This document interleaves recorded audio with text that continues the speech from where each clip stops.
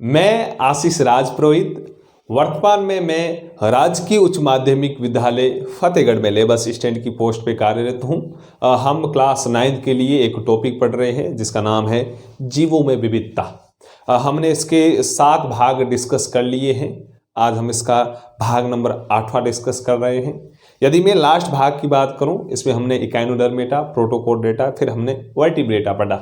Vertebrata के मैंने कुछ बेसिक कैरेक्टर आपको लिखवाए, फिर मैंने आपको आगे लिखवाया कि वर्टिब्रेटा को हम आगे 5 वर्गों में डिवाइड करते हैं, जिसमें से हमने साइक्लोस्टोमेटा और मत्स्य वर्ग यानी 2 हमने पढ़ लिए थे। लास्ट जो मैंने आपको वर्ग बताया वो मैंने फिशिज यानी मत्स्य बताया, मछलियों के कुछ बेसिक कैरेक्टर बताए, सामान्य गुण बताए और कुछ मैंने आपको एग्जाम्पल बताए। मैं आशा करता हूँ जो चीज़ें मैं पढ़ा रहा हूँ आप साथ साथ रिवाइज करते हुए चल रहे हो। मैं मानता हूँ ये टॉपिक थोड़ा टिपिकल है क्योंकि समझने लायक चीज़ है नहीं, कुछ रटे तो कुछ मार नहीं इसमें। उस सीक्वेंस भी पता होना चाहिए कि जो हम प्लांट ही पढ़ते हैं, एनिमलिया वर्ग पढ़ते हैं, तो कौन कौन से वर्ग आते हैं क्या है, तो बार बार रिवाइज करोगे तो चीज़ें आपको अपने आप याद हो जाएगी। हमने मत्स्य तक कल समाप्त किया था। आज हम तीसरा पॉइंट, कल मैंने देखो 10.1, 10.2 में दिखाया मत्स्य। अब आप हेडिंग डालो 10.3, 10.3 यानी वर्टिब्रेटा में हम तीसरा पढ़ रहे हैं। इसमें आप हेडिंग डालो, फिर मैं लिखवा रहा हूँ। इसमें आप हेडिंग डालो जल उभयचर, जल उभयचर, या आप सिंपली एम्फीबियन लिख लो। आप एम्फीबिया वर्ग, एम्फीबिया वर्ग, उभयचर से आप समझते हो, आप हेडिंग डाल दो जल उभयचर या एम्फीबिया, इंग्लिश में बोलते हैं एम्फीबिया वर्ग। उभयचर का मतलब आपको पता ही है, सबसे सात्विक आपने अर्थ या एग्जाम्पल सुना होगा मेढक का। मेढक को हम एम्फीबिया या एम्फीबियन या उभयचर बोलते हैं। क्यों बोलते हैं? क्योंकि ये अपना जीवन यापन पृथ्वी के ऊपर और जल के अंदर दोनों जगह कर सकता है, यानी दोनों स्थितियों में ये जीवित रह सकता है। इस कारण हम इसे क्या बोलते हैं? उभयचर। क्या बोलते हैं? उभयचर। हाँ या ना? ये तो एग्जाम्पल आपको पता ही होगा। इसमें मैं कुछ बेसिक चीजें लिखवा रहा हूं, वो आप लिख लो, फिर हम आगे इसमें बढ़ेंगे। चलो आप लिखो इसमें। वैसे अपन थोड़ा और पीछे जाते, मैंने आपको शायद दूसरे या तीसरे भाग में लिखवाया था कि पादप जगत का उभयचर, पादप जगत का उभयचर इसे बोला जाता। मैंने लिखवाया था, तारे भी लगवाए थे, मैंने याद रखना, अक्सर पूछा जाता है। कौन बताएगा मुझे? मैंने लिखवाया था पादप जगत का उभयचर। हमने पढ़ा था शैवाल, ब्रायोफाइटा, टेरिडोफाइटा, जिम्नोस्पर्म, एंजियोस्पर्म, उसमें मैंने लिखवाया था पादप जगत का उभयचर इसे कहा जाता, और तारे भी लगवाए थे। किसे बोला जाता? कौन बताएगा? दिव्या, लक्ष्मी, भवानी, क्या आंसर जाएगा इसका? बताओ आप। पेमी, छगनी, दरिया, यशविंदर, आंसर क्या जाएगा? बोलो बोलो। मैंने आपको एक लिखवाया था कि पादप जगत का उभयचर इसे कहा जाता है। किसे बोला जाता है? ब्रायोफाइटा, टेरिडोफाइटा, जिम्नोस्पर्म, एंजियोस्पर्म, किसको? वेरी गुड, किसको बोलते हैं? ब्रायोफाइटा को।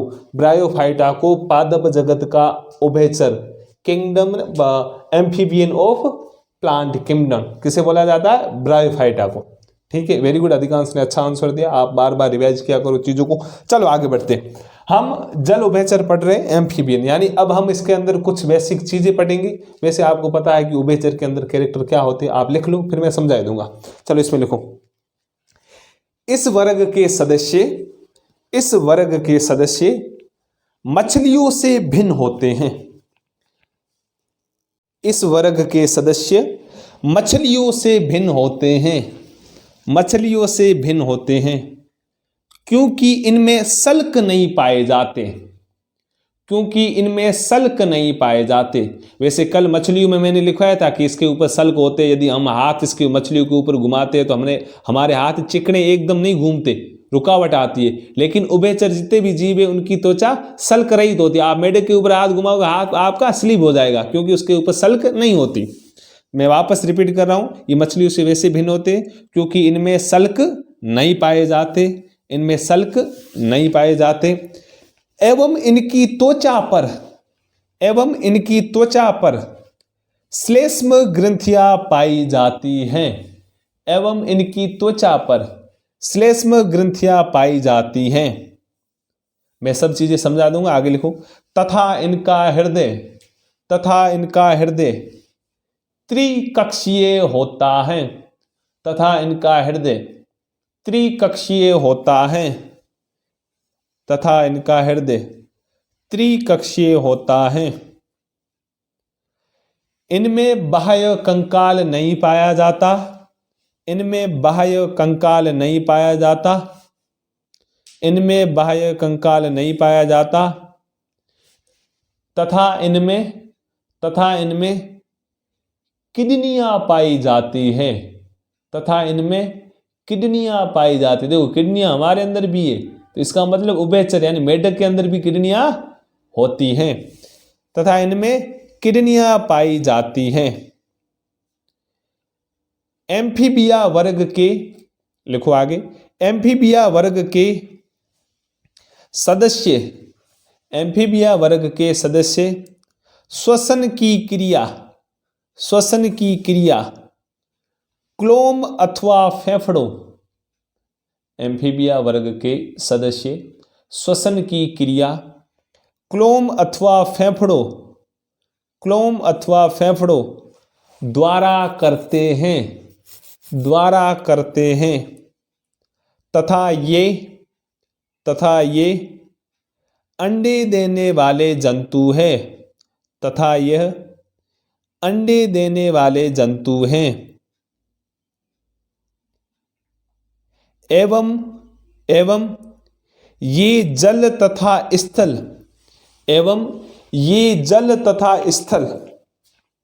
दोनों पर रह सकते हैं। ये इनके उदाहरण थे, ये इनके कुछ बेसिक कैरेक्टर थे। अब आप उदाहरण लिखो, इनके उदाहरण आप लिखो। मेढक किसमें आता है? उभयचर में। मेढक के अंदर टोड करके एक मेढक के समान जीव होता है, वो भी इसके अंदर आता है। और सैलामेंडर ये इसके उदाहरण है। यदि डायग्राम देखने, चित्र आप एनसीईआरटी में देख लो, उसमें है एनसीईआरटी किताब में मेढक कैसा होता है। पता है आपको कैसा होता है मेढक? अरे डेडरी देखो या ना, वेरी गुड। टोड देख लो और सैलामेंडर, इसके उदाहरण है। ये थे जल उभयचर यानी एम्फीबिया वर्ग के उदाहरण। अब मैं समझा दे रहा हूं जो मैंने लिखवाया। मैंने इसमें क्या लिखवाया? ये मछलियों से भिन्न होते हैं। हाँ या ना, मछलियां और मेढक भिन्न है, एक जैसे भिन्न है, वेरी गुड। आगे मैंने लिखा है इनके शरीर पर सल्क नहीं होती, यानी इनके शरीर पर हम हाथ घुमाएंगे तो चिकनाहट के साथ अपने हाथ दूर हो जाएंगे। फिर आगे मैंने लिखा है इनकी त्वचा पर श्लेष्म ग्रंथियां, आपने लिखा हुआ होगा ऐसा, इनकी त्वचा पर श्लेष्म ग्रंथियां पाई जाती। श्लेष्म ग्रंथियां कैसी? जैसे आप मेढक को पकड़ते हो तो वो क्या करता है? भगने की कोशिश करता है। यदि ऐसा नहीं होता तो कुछ ऐसा एक तरल पदार्थ स्रावित करता है जो आपके हाथों को चिकना बना देता है। तो वो जो पदार्थ होता है जिन ग्रंथियों द्वारा स्रावित होता है उसे क्या बोलते हैं? श्लेष्म ग्रंथियां। अपेकी का डेढ़ झालियों ने ये इक्की कर दी। हाँ या ना, ऐसा ही होता है नहीं? अपन यही सोचते हैं अपन जैसे मेढक, अब कुछ मैं छोटा था, मैं यही समझता, मेढक को पकड़ा, थोड़ा जोर से पकड़ता हूँ तो अपेकी के बावड़े ने पिछली होनी, ये ना पेशाब आ गया। क्या ये? ऐसा नहीं। जैसे अपन टच करते तो वो कोशिश करता है कि मैं यहाँ से भाग जाऊं। भाग जाने के लिए उसकी श्लेष्म ग्रंथि होती है, वो श्लेष्मा का यानी पानी के जैसे पदार्थ का स्रावण करती है जो चिकनाहट पैदा करती है और अपने हाथ से निकल के वो भाग जाता है। चलो आगे मैंने लिखा है इनमें बाह्य कंकाल नहीं होता, यानी बाहरी रूप से कोई हड्डियों जैसा ऐसा कुछ नहीं होता। इनमें वृक्क पाए जाते हैं। इसका मतलब सबसे पहले किडनियां किसके अंदर आई? किडनी आई इस उभयचर प्राणियों में, यानी सैलामेंडर है, टोड है, मेढक है, इनके अंदर किडनी आई। फिर आगे लिखवाया कि ये श्वसन, हालांकि मछलियां श्वसन किसकी सहायता से करती है? हम बोलते हैं क्लोम की सहायता से। किसके? क्लोम की सहायता। लेकिन मेढक क्लोम की सहायता से भी करते और फेफड़ों की सहायता से। जब मेढक पानी के अंदर होता है तब वो क्लोम की सहायता से श्वसन करता है, जब वो धरातल पर या स्थल पर आता है तब वो फेफड़ों की सहायता से श्वसन करता है। फिर आगे लिखाया ये अंडे देने वाले जंतु है, यानी ये अंडे देते, सीधे बच्चे नहीं होते, इनमें अंडे होते, फिर अंडे परिवर्तित होके बच्चे बनाते हैं। फिर आगे ये जल तथा स्थल दोनों पे पाए जाते हैं। और इसमें एक और चीज मैंने लिखवाई, इनका हृदय 3 कक्षीय होता है। कितना होता है? 3 कक्षीय। देखो विकसित यही तो विकासशीलता की चीज है। हमारे हृदय कितने कक्ष का होता है? 4 होता है। सबसे पहले हृदय किस में आया? मछलियों में आया। तो कितने कक्ष का था? 2 कक्ष का। कल मैंने बताया मछलियों में 2 कक्ष का। अब इनमें जलोभयचर में 3। अब धीरे धीरे और विकसित होगा। जैसे हम मनुष्य आएंगे, लास्ट में हम मनुष्य के बारे में पढ़ेंगे। मनुष्य के अंदर हृदय 4 कक्षीय होता है, 2 ऊपर वाले आलिन, नीचे वाले नेले। वैसे हृदय के बारे में मैं पूरा 10वीं के अंदर पूरी डिस्कस करूंगा। बहुत ही बढ़िया टॉपिक है। हृदय बोलो या दिल बोलो, है या ना। चलो आगे बढ़ते। फिर मैंने कुछ एग्जाम्पल लिखवाए जो आपको डायग्राम देखने हैं तो आप एनसीईआरटी से देख सकते हो। हमने 3 नंबर ये पढ़ लिया था। अब हम आगे बढ़ रहे, चौथा नंबर पढ़ रहे। जलोभयचर पूरा हो गया। अब चौथे नंबर में आप हेडिंग डालो, एक लाइन, सरीसृप। क्या? सरीसृप। चौथा नंबर। पहला हमने पढ़ा साइक्लोस्टोमेटा, सेकंड पढ़ा मत्स्य, थर्ड नंबर आप हेडिंग डालो सरीसृप। तीसरा ये था। चौथा कैसे? ऐसे 10.4 करके क्या लिखो? सरीसृप। इसमें मैं कुछ बेसिक कैरेक्टर लिखा रहा हूं, फिर समझा दूंगा। कुछ गुण ध्यान रखने हैं आपको, फिर उदाहरण भी ध्यान रखें। चलो आगे लिखो। इस वर्ग के जंतु असमतापी होते हैं। इस वर्ग के सदस्य, इस वर्ग के जंतु असमतापी कल मैंने समझा दिया था, असमतापी होते हैं तथा इनके शरीर पर सल्क पाए जाते हैं एवं ये श्वसन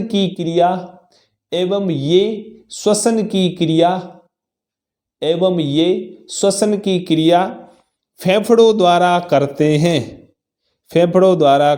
हैं। इनमें सामान्यतः हृदय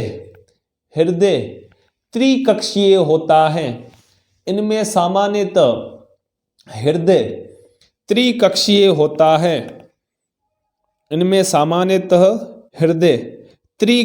होता है।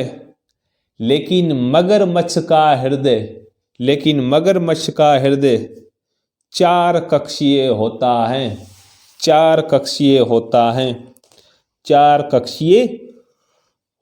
है। इनमें किडनियां पाई जाती हैं।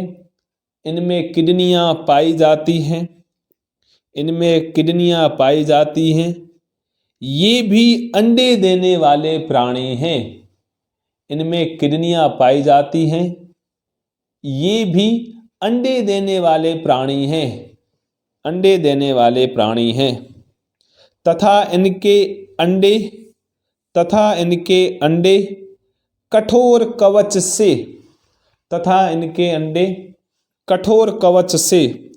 ढके हुए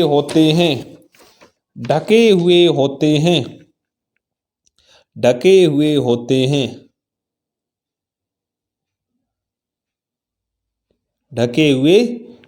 हैं। अब मैं कुछ उदाहरण लिखवा रहा हूं, वो उदाहरण लिख लो, फिर मैं समझाऊंगा कि अंडे ढके हुए होते हैं। उदाहरण लिखो, सीधी बात है। सरीसृप पे उदाहरण कौन सा है? पहला लिख लो कछुआ। कछुआ किसके अंदर आता है? सरीसृप के अंदर। कछुला नहीं, कछुआ। सेकंड लिख लो सांप। थर्ड लिख लो छिपकली। सीधी बात है, देखो सरीसृप मतलब जो को रेंगे चले न उए में, तो सांप है, छिपकली है, ये से चलते हैं। और मगरमच्छ देखा है? मगरमच्छ किस में आता है? सरीसृप में। ये 3-4 उदाहरण मैं समझा रहा हूं। अब बढ़े आगे। मैंने पहला पॉइंट लिखा है, ये असमतापी जंतु है। असमतापी जंतु क्या होते हैं? कल मैंने बताया था। कौन बताएगा? चलो रोहित, सेन बताओ तुम। असमतापी जंतु क्या होते? कल बताया मैंने। स्वरूपाराम और कौन? युधिष्ठिर, भवानी, नाम मैं भूल गया बच्चों के वैसे। और कौन? सोडा। लड़कियों में कौन है? प्रिया, गुड़िया, गुड्डी, मूली, जो भी, गाजर, जो भी आपके नाम है आप बताओ। गाजर, मूली और कौन सा? हाँ रेखा, तो बता दे। हाँ पढ़नो है रेखा रे सर, पढ़नो कह रहे हमारे बंद लिखाने। तो क्या इसका मतलब असमतापी कौन से जीव होते हैं, कौन बताएगा? उर्मिला क्लास 9 तुम बताओ। Very good. असमतापी कौन से जीव होते हैं? ऐसे जीव जिनका शरीर का तापमान वातावरण के अनुसार बदलता है, वो क्या है? असमतापी। हम कौन से हैं? समतापी, यानी हमारे शरीर का तापमान हमेशा नियत रहता है, असमतापी में बदलता है, इसका मतलब इनके शरीर का तापमान बदलेगा। Very good. असमतापी, इनके शरीर पर सल्क पाए जाते हैं। देखो इससे पहले कौन आए थे? मेढक दूसरे आए थे, उनके शरीर पे सल्क नहीं थे, वापस इनमें सल्क आ गए। इनके ये श्वसन की क्रिया फेफड़ों द्वारा करते हैं, यानी फेफड़े इनके अंदर आ गए। और हृदय इनमें कैसा होता है? 3 कक्षीय। जो मेढकों के अंदर था 3 कक्षीय, इनमें भी 3 कक्षीय, लेकिन इनका एक सदस्य है जिसका नाम है मगरमच्छ। रियल में 1000 बार पूछा गया, मैंने जब मेडिकल के एग्जाम दिए थे जो नीट वाले, उनमें भी पूछा गया कि जो सरीसृप वर्ग के जो जंतु होते हैं उनमें हृदय पाया जाता है, तो मैंने लिखा 3 कक्षीय, लेकिन उनका एक ऐसा सदस्य जिसके अंदर हृदय होता है 4 कक्षीय, वो कौन सा सदस्य? तब आंसर हो जाता है मगरमच्छ। अरे डफोड़ा, 8वीं 9वीं 10वीं चीजें पूछे था, आगे थे नौकरी की तैयारी करो, 3 चीज़ों से सही ढंग में पढ़ो, आगे फंसो ही गुण। कलेक्टर की तैयारी करते उनको क्या पूछते हैं? 6ठी 7वीं 8वीं 9वीं 10वीं 11वीं 12वीं, बस यही चीजें पढ़ पूछते, लेकिन बच्चों को पता है नहीं कि पूछते क्या है क्या नहीं। आप 12वीं के बाद सेम चीजें आपको वापस पढ़नी, जब आप किसी की तैयारी करोगे, भले पटवार की करो, ग्राम सेवक करो, IAS RS जिसकी भी करो, ये चीजें वापस पढ़नी पड़ती। तो आपको ध्यान रखना है सरीसृप वर्ग का एक सदस्य जो है मगरमच्छ, जिसका हृदय 4 कक्षीय होता है। चलो आगे मैंने लिखा है कि इनमें किडनियां पाई जाती हैं। इनमें जो ये अंडे देने वाले जंतु है, इनमें जो अंडे होते हैं वो कठोर कवच से ढके हुए होते हैं, और कुछ मैंने एग्जाम्पल लिखवाया आपको। ये था 4 नंबर। अब आप 5 नंबर लिखो। ये था इनका 4 नंबर। 4 नंबर 4 हमने क्या पढ़े? पहला पढ़ा साइक्लोस्टोमेटा, सेकंड पढ़ा मछलियां यानी मत्स्य, थर्ड पढ़ा जल उभयचर, फोर्थ पढ़ा हमने सरीसृप। क्या पढ़ा? सरीसृप, हम इसे बोलते हैं रेप्टाइल्स। क्या बोलते हैं? रेप्टाइल्स। अब हम 5th नंबर यानी 10.5 5th नंबर पढ़ रहे पक्षी, और इंग्लिश में इसे क्वेश्चन में लिखो एवीज वर्ग। क्या बोलते हैं? एवीज। ये भी थोड़ा बहुत ध्यान रखा करो, एवीज वर्ग। सरीसृप को क्या बोलते? रेप्टाइल वर्ग। क्या बोलते? मैंने लिखा है तो बेटर नहीं, लिख लो आप, रेप्टाइल वर्ग सरीसृप को बोलते हैं। और पक्षियों को क्या बोलते? एवीज वर्ग। नॉर्मली यही पूछा जाता है आगे, पक्षियों बोलते एवीज वर्ग। यानी अब हम इस वर्ग में पक्षियों के बारे में पढ़ेंगे। पक्षियों में क्या होता है? चूं चूहे, पौखड़े हुए, ओवे मैं लिखवाऊंगा, तो आपको लिखने हैं। चलो पहला पॉइंट लिखो, ये समतापी प्राणी है। वेरी गुड, चेंज अब आया। इससे पहले हमने मछलियां पढ़ी, साइक्लोस्टोमेटा पढ़ा, मछलियां पढ़ी हमने, फिर उभयचर पढ़ा, फिर अभी हमने सरीसृप पढ़ा। ये 4 क्या थे? असमतापी, यानी इन चारों के शरीर का तापमान वातावरण के अनुसार बदलता है। अब क्या आ गई? अब आए पक्षी। पक्षी कैसे है? समतापी। कैसे है? समतापी, यानी इनके शरीर का जो तापमान यहां पर है गर्मियों में, वही यदि ये ध्रुवीय क्षेत्रों में चले जाए तो भी समान रहेगा। इसलिए पक्षी क्या है? समतापी। क्या है? समतापी। ये समतापी प्राणी है। इनका हृदय 4 कक्षीय होता है। पक्षियों में भी दिल होता है। क्या? दिल होता है। इनका हृदय 4 कक्षीय होता है। आगे लिखो, इनके 2 जोड़ी पैर होते हैं। इनकी 2 जोड़ी या 1 जोड़ी? इनके 2, ऐसे लिखो, सॉरी मैं वापस बोला हूं, इनके 1 जोड़ी पैर होते हैं। कोष्टक में लिख लो 2 पैर। इनके 1 जोड़ी, ऐसे लिखो, इनके, मैं बोर्ड के ऊपर लिख रहा हूं, 1 जोड़ी पैर। क्वेश्चन में लिख लो 2 पैर। 1 जोड़ा में कितना है? बी में, हाँ या ना? 2 पैर। इनके 1 जोड़ी पैर, क्वेश्चन में लिख लो 2 पैर होते हैं। अरे पक्षी हम देखे हो 4 पग, हाँ या ना? 2 आगे 2 पीछे नहीं होते। कितने होते? 2 ही होते। तो लिखो इनमें गलत लिखवाया, पैर, सॉरी सही लिखवाया मैंने। इनमें 1 जोड़ी पैर यानी 2 पैर होते हैं। चलो ये लाइन काट लो, मैंने गलत लिखा दिया मैं भी। अब मैं क्या लिखाऊंगा? इनमें 2 जोड़ी पैर होते। ये जो मैंने लाइन लिखा है ये आप डिलीट कर दो। डिलीट कर दो। कर दिया? डिलीट कर दिया। व्हाट्सएप पे किसी को मैसेज किया फिर डिलीट किया।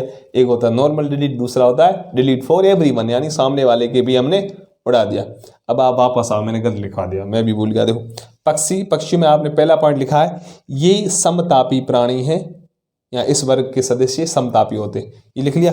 अब आगे लिखो, फिर आगे आपने लिखा इनका हृदय 4 कक्षीय होता है, ये लिख लिया। अब आप आगे लिखो, अब आगे जो वो डिलीट करो, अब आगे लिखो, ऐसे करके लिखो, इनके दो जोड़ी पैर होते हैं, इनकी 2 जोड़ी पैर होते हैं। 2 जोड़ी पैर मतलब 4 पैर, 2 जोड़ी पैर मतलब 4 पैर। इसका मतलब तुम सोच रहे होगे सर पक्षियों के 4 टांगे होती है, लेकिन हमने आज तक किसी पक्षी की 4 टांगे देखी नहीं। मोरियो देखियो कितने टांगा, बे हाडे रे बे, बड़े क्या पक्षी देखे ना आवे, उम्र कितने हुए, बे टांगा हुए। तो सर था आप कौन लिखा है, इनके 2 जोड़ी पैर होते, 2 जोड़ी, 2 का मतलब 2 जोड़ी का मतलब 2, 2 गुणा 2 कितने हुए, 4, 4 तो देखे नहीं। अब आगे लिखो, फिर समझ में आ जाएगा। लिखो, यहां तक लिख लिया, इनके 2 जोड़ी पैर होते हैं, और आगे लिखो, इनमें आगे वाले दो पैर, इनमें आगे वाले 2 पैर उड़ने के लिए, इनमें आगे वाले 2 पैर उड़ने के लिए पंखों में परिवर्तित हो जाते हैं, पंखों में परिवर्तित हो जाते हैं। हमें समझ में आयो। वास्तविकता से साइंस के दृष्टिकोण से देखें तो पक्षियों में कितने पैर होते हैं, 4 या 2 जोड़ी। हम नॉर्मल 2 देखते हैं, तो 2 दूसरे कौन से, तो अब हम बोलेंगे पक्षियों में जो 2 आगे वाले पैर होते हैं वो रूपांतरित हो जाते, वो बदल जाते, किसमें, पंखों में। इसका मतलब पक्षियों में जो पंख है वो अपने आप में क्या है, आगे वाले 2 पैर है। तो 2 पैर आगे वाले बदल गए पंखों में, और पीछे वाले 2 पैर चलने में। कितने होते हैं, 2 जोड़ी। आइए समझ लो, चलो, पंखों में परिवर्तित हो जाते हैं। आगे लिखो, इनका शरीर परों यानी पंख, इनका शरीर परों से ढका होता है, इनका शरीर परों से ढका होता है, एवं ये श्वसन की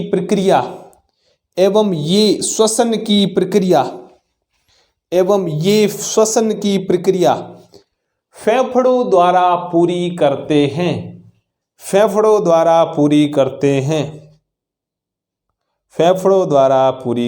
हैं। खड़ी पाई लगाओ और आगे लिखो, इस वर्ग में सभी पक्षियों को रखा गया है, इस वर्ग में सभी पक्षियों को रखा गया है। यानी जितने भी हम पक्षी पढ़ते वो किसके अंदर आते हैं, पक्षी वर्ग या एवीज वर्ग के अंदर। तो कुछ पक्षियों के उदाहरण लिख लो आप। क से कबूतर, कबूतर किस में आया, पक्षी में। क से या कऊ से कौआ यानी हाडा, ये भी किसके अंदर आता है, इसके अंदर। कुछ और वैज्ञानिक नाम भी है, जैसे सफेद स्टोर एक करके प्राणी होता है, जिसे हम बोलते हैं सिकोनिया। तो आप एनसीईआरटी देख लेना, लेकिन ये याद रखो, ये है कोवा है, गोरैया नाम सुना है, गोरैया है, शुतुरमुर्ग है, वो सब किस में आते हैं, पक्षियों में। किस में आते हैं, पक्षियों में। ये हमने 5 पढ़ लिए। कितने, 5 पढ़े, कितने पढ़े हमने, 1 2 3 4 5, एक और पढ़ना है, छठा। कौन सा, छठा। अब आप छठा नंबर पढ़ो, 10.6, लास्ट यही है, जिसमें हम पढ़ रहे हैं स्तनधारी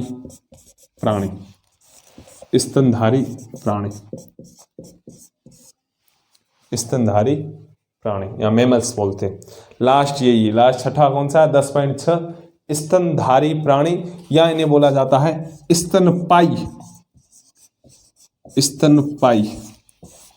प्राणी, या इन्हें बोला जाता है स्तनपाई प्राणी, स्तनधारी प्राणी या छठवा स्तनपाई प्राणी। चलो इसमें आप लिखो आगे, एक और पॉइंट मैं बोल देता हूं, मैंने आपको, चलो एक मैंने गड़बड़ तो नहीं की, मैंने सही चीजें कुछ लिखवाई है वर्गीकरण में। जो अभी हमने जो वर्टिब्रेटा पढ़ा उसमें मैंने कुछ एक बढ़िया चीज लिखवाई क्या जो इसके अंतर्गत है, आपको वो गलती मुझे बतानी है कल वाले भाग में। अक्सर आपने वहां पर इतने बताए नहीं, यहाँ पे इतने हो गए, ये कैसे? देखता हूँ कौन पकड़ता है गलती मेरी। मतलब गलती नहीं, वो वास्तविकता है, वो सही है, मैं सही पढ़ा रहा हूँ, सही चीजें बता रहा हूँ। लेकिन एक चीज है सोचने लायक, यदि मैं आपकी जगह होता मैं सोचता सर आपने जब शुरू किया तब ये इतना बताया था लेकिन अब इतना आ गया, ये कैसे? वो आपको मुझे बताना है, कल बताओगे, ठीक है? मैं क्लास में पूछूंगा आके। चलो इसमें लिखो स्तनधारी है, वास्तविकता गलती मतलब ढूंढनी है वो चीज। देखता हूँ कौन कौन से बच्चे जो कंसंट्रेट होकर चीजों को देखते कि हाँ सर ये ऐसा होना चाहिए ना, आपने इतना क्यों किया, वो आपको बताना। चलो स्तनधारी प्राणी या स्तनपायी प्राणी, इसमें आप लिखना शुरू करो, इसमें आप लिखना करो। ये समतापी प्राणी हैं, ये समतापी प्राणी हैं, ये समतापी प्राणी हैं।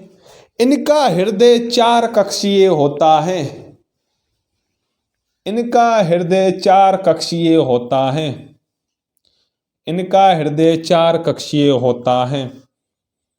आगे लिखो, इस वर्ग के सभी जंतुओं में, इस वर्ग के सभी जंतुओं में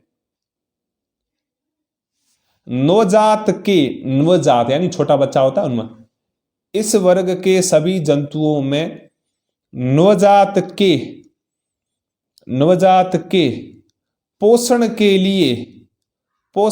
लिए दुग्ध ग्रंथियां पाई जाती हैं, दुग्ध ग्रंथियां पाई जाती हैं। एवं इनकी त्वचा पर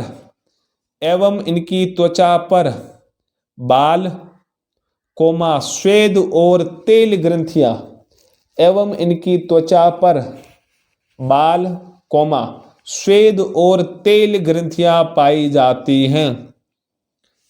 स्वेद और तेल ग्रंथियां पाई जाती हैं। खड़ी पाई लगाकर आगे लिखो, इस वर्ग के जंतु शिशुओं को जन्म देते हैं। इस वर्ग के जंतु शिशुओं यानी बच्चों को, शिशुओं को जन्म देते हैं। हालांकि कुछ जंतु अपवाद स्वरूप अंडे भी देते हैं, अंडे भी देते हैं, जैसे कि प्लेटिपस, जैसे कि प्लेटिपस, जैसे कि प्लेटिपस, प्लेटिपस। लिख लिया? खड़ी पाई लगाकर नीचे लिखो, खड़ी पाई लगाकर नीचे लिखो, कंगारू जैसे कुछ स्तनपायी, कंगारू जैसे कुछ स्तनपायी में अविकसित बच्चे मार्सुपियम, अविकसित बच्चे मार्सुपियम, ये आप लिख लोगे मार्सुपियम, नमी मायोडा मैं नहीं लिखी थी, लिखी जाएगी। अविकसित बच्चे मार्सुपियम नामक थैली में तब तक लटके रहते हैं, तब तक लटके रहते हैं जब तक कि उनका पूर्ण विकास नहीं हो जाता है, पूर्ण विकास नहीं हो जाता है, पूर्ण विकास नहीं हो जाता है। ये लिख लिया? अब इसके उदाहरण लिखो, इसके उदाहरण लिखो, उदाहरण लिखो। हम किस में आते? इसमें आते, लिख लो मनुष्य के अलावा ये ध्यान रखा, व्हेल मछली, जो व्हेल मछली वो किस में आती है? स्तनपायी में। व्हेल अपने आप में है मछली, लेकिन उसके गुण किसके जैसे है? स्तनधारियों के जैसे, इसलिए व्हेल मछली मत्स्य वर्ग में नहीं आती, किस में आती है? स्तनपायी में। मनुष्य, व्हेल मछली, बिल्ली, कुत्ता, हाथी, गाय, बीजे सबके मांस है, ये मांस है। चमगादड़, कोरोना का जानते हो आप? चमगादड़ भी इसके अंदर आता है। चूहा यानी ऊंदरा भी इसके अंदर आता है, ये लिख लो आप। मनुष्य, व्हेल मछली, चमगादड़, चूहा, ये इसके अंदर आते हैं। ये था स्तनपायी। अब देखो मैं समझा देता हूँ, पहले अपन समझते। देखो ये समतापी प्राणी है। समतापी प्राणी कितने? दो ही है। एक इससे पहले मैंने पक्षियों के बारे में बताया, दूसरा कौन सा हो गया? स्तनपायी। तो ये समतापी, समतापी क्यों? इनके शरीर का तापमान हमेशा कांस्टेंट यानी नियत रहता। आगे मैंने बताया इनका हृदय कितना होता है? 4 कक्षों वाला, ऊपर वाले 2 आले, नीचे वाले ने ले। फिर इस वर्ग के सभी जंतुओं में नवजात के पोषण के लिए दुग्ध ग्रंथियां पाई जाती है। और वास्तविकता से सही ढंग से बोले, स्तनपायी या स्तनधारी, स्तन का मतलब दुग्ध ग्रंथियां होना, स्तन का मतलब दुग्ध ग्रंथियां होना, जिन जंतुओं के अंदर स्तन पाए जाते हैं, जिन जंतुओं के अंदर स्तन पाए जाते हैं, उन जंतुओं को हम इस वर्ग के अंदर रखते हैं। पहले आप बिल्ली देखो, चूहा, मनुष्य, यहाँ तक कि व्हेल मछली, वो भी अपने बच्चों को पोषण देती है। किसकी सहायता से? स्तन की सहायता से। जो चमगादड़ होते हैं वो भी स्तन की सहायता से अपने बच्चों को दुग्ध पिलाते हैं। और इस स्तन के आधार पे हमने इनको स्तन के अंदर, स्तनधारी के अंदर रखा। मछली जो व्हेल मछली है मछली, लेकिन हम पढ़ते किसमें? स्तनपायी में। क्यों पढ़ते? क्योंकि इनमें स्तन ग्रंथियां पाई जाती है। तो इस वर्ग के सभी जंतुओं में नवजात यानी छोटे बच्चे को पोषण के लिए दुग्ध ग्रंथियां पाई जाती हैं। इनकी त्वचा पर बाल होते हैं। आप अपना उदाहरण ले लो, स्वेद और तेल ग्रंथियां पाई जाती। तेल ग्रंथियां मतलब आप कभी कभार देखो, आप अपने चेहरे के ऊपर हाथ हटाओ, लगाओगे या घुमाओगे तो आपको कुछ चिकनार जैसे दिखेगा। वो क्या है? तेल का स्राव है हमारे शरीर के अंदर पाए जाने में तेल ग्रंथि द्वारा। और इसके अलावा श्वेत ग्रंथि होती है। श्वेत ग्रंथि कैसी? ऐसी ग्रंथि जो पसीना निकाले, जो हमारे शरीर के अंदर बाहर पसीना आता है वो श्वेत ग्रंथि द्वारा निकाला जाता है। इसके अलावा मैंने लिखवाया इस वर्ग के जंतु शिशु को जन्म देने वाले होते हैं। यानी सिंपली बात है, इस वर्ग के अधिकांश जो जंतु वो बच्चों को पैदा करते हैं, अंडे नहीं। हमने पक्षियों में अंडे पढ़े, मछलियों में अंडे पढ़े, सरीसृप में यानी रेप्टाइल में हमने अंडे पढ़े, लेकिन जो स्तनपायी होते हैं वो बच्चे डायरेक्ट पैदा करते हैं। तो आप तो ये चीजें समझ सकते हो, क्योंकि इनमें अंडे देने की प्रवृत्ति नहीं होती। लेकिन कुछ अपवाद है। एक प्लेटिपस, डकबिल प्लेटिपस नहीं सुना आपने? देखा होगा प्लेटिपस कहीं कहीं, जो ध्रुवीय क्षेत्र में पाए जाते हैं। ऐसे मतलब आप कार्टून में देखा होगा कहीं कहीं, यहाँ गूगल के ऊपर सर्च करना है। प्लेटिपस होते, वो होते स्तनधारी, उनके अंदर स्तन पाए जाते, लेकिन वो बच्चे सीधी पैदा नहीं करते, वो अंडों की सहायता से विकसित होकर बच्चे पैदा करते। तो उसका उदाहरण है, एक अपवाद है कि कुछ ऐसे स्तनपायी होते जो अंडे देते। उसका उदाहरण क्या है? प्लेटिपस। ये पूछा जाता है। इसके अलावा फिर मैंने लिखा है कंगारू। कंगारू अपने आप में क्या है? स्तनपायी है। लेकिन इसमें क्या है? कंगारू में आपने थैली देखी, उसके अंदर बच्चा होता है। तो इसमें मैंने लिखा है कंगारू जैसे कुछ अन्य स्तनपायी में अविकसित बच्चे मार्सुपियन नामक थैली में लटके रहते। यानी बच्चे जो अविकसित होते, पूर्ण रूप से विकसित नहीं, वो किसमें होते? थैली में। उस थैली को क्या बोलते? मार्सुपियम थैली। ध्यान रखना, उस थैली को बोलते मार्सुपियन थैली। मार्सुपियन थैली में लटके रहते हैं। जैसे वो पूर्ण रूप से विकसित होते फिर अपने आप बाहर आ जाते। और मैंने कुछ इसके उदाहरण आपको लिखवाए। ये पूरा हो गया अपना एनिमेलिया वर्ग। लगभग 95% ये टॉपिक आपका पूरा हो गया। इसमें थोड़ा सा 10 मिनट का एक टॉपिक बना हुआ है, नामपत्ति। हम नाम कैसे देते? मैंने मेरा नाम लिया कि मेरा नाम क्या है, मैं बोलता हूँ आशीष राजपुरोहित, लेकिन साइंस की भाषा मेरा नाम क्या है? Homo sapiens. ये कैसे पढ़े? इसके बारे में नामपत्ति है, वो मैं 10 मिनट में कल पूरी कर लूँगा। फिर मैं आगे आधा घंटा या 20-25 मिनट में क्वेश्चन कराऊंगा। कौन से क्वेश्चन? अब शब्द वाले ऑप्शनल मैं क्वेश्चन करवाऊंगा। तो इसलिए आप एक बार रिवीजन कर लेना, जो पूरे 8 भाग हैं ना, आप जल्दी जल्दी पढ़ लेना। कल मैं क्वेश्चन कराऊंगा, यहाँ पे आपके पर्टिकुलर नाम लूंगा, मैं आपको पूछूंगा, उस क्वेश्चन के आपको आंसर देने। कल तक मैं इस टॉपिक को पूरा समेट लूंगा। बढ़िया पढ़ो। अर्धवार्षिक हो ही गई, आपकी कैसी हुई आपको पता है। वार्षिक की बहुत ही बढ़िया आप तैयारी करो। Good luck. बढ़िया अपने स्वास्थ्य का भी ध्यान रखो।